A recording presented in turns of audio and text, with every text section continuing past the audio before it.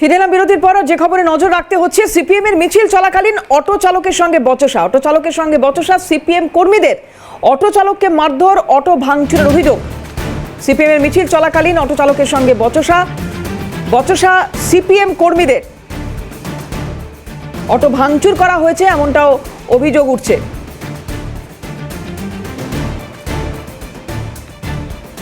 CPM এর office ঘেরাও করে তৃণমূল এবং তৃণমূল ও সিপিএম কর্মীদের মধ্যে হাতাহাতি। খড়দা থানার পুলিশ ঘটনাস্থলে গিয়ে পরিস্থিতি নিয়ন্ত্রণে আনার চেষ্টা করে।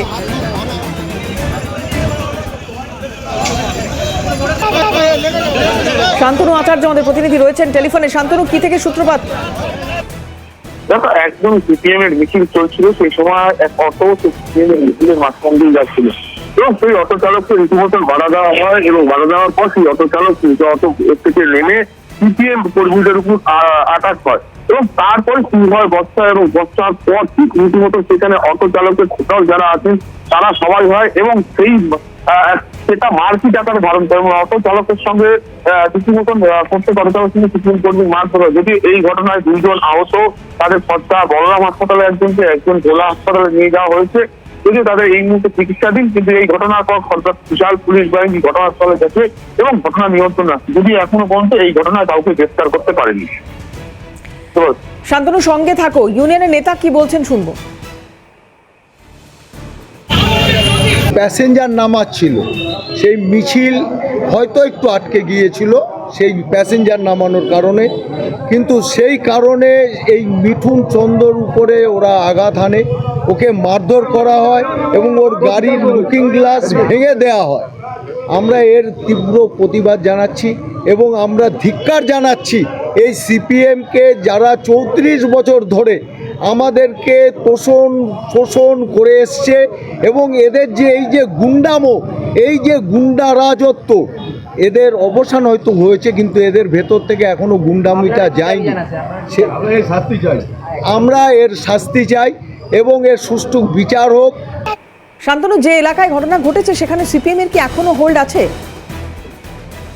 দেখো, একদমই পানিঘাটি পানশিলা এলাকায় একটি মিছিল চলছিল এবং সেই সময় অটো চালকরা যখন তাদের সঙ্গে বর্ষা হয়, এবং যদিও তোমাকে বলে রাখি যে এই বর্ষা রীতিমতো তৃণমূল এবং সিপিএম এর পশ্চিমবঙ্গের মধ্যে পরিণত হয়। কেননা যখনই অটো চালককে মারধর করে তখন অটো চালক রীতিমতো তার যে টিএমসি ইউনিয়ন আছে সেই ইউনিয়নের সমস্ত লোকরা আছে, তারা আবার সিপিএম এর উপর চড়া হয়। যদি এটা বিশাল আকারে ধারণ করে, পরবর্তীকালে খড়দা থানা এবং ভোলা থানার পুলিশ ঘটনাস্থলে উপস্থিত হয় এবং 2 জন গুরুতর আহত, তাদের নিয়ে যাওয়া হচ্ছে।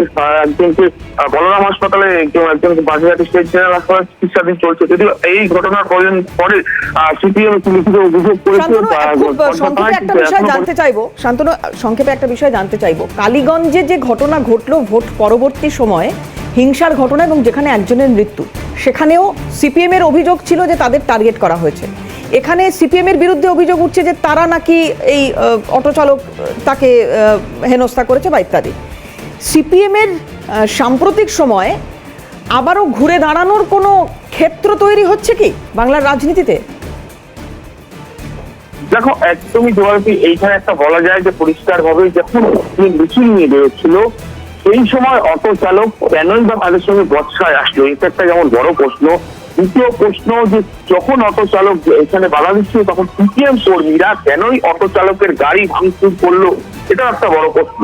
যদিও এই ঘটনা এতটাই বড় আকার ধারণ করেছে, সেই ঘটনায় এতটাই ধস্তাধস্তি হয়েছে যে নিয়ন্ত্রণে আসতে খড়দা এবং ভোলা থানা উভয় পক্ষকে আসতে হয়েছে এবং অবশেষে সেইটা নিয়ন্ত্রণে আনা গেছে। কিন্তু এত বড় আকার ব্যক্তি মিছিল চলাকালীন এরম ভাবে মারপিট, সেটা একটা নজিরবিহীন দৃশ্য।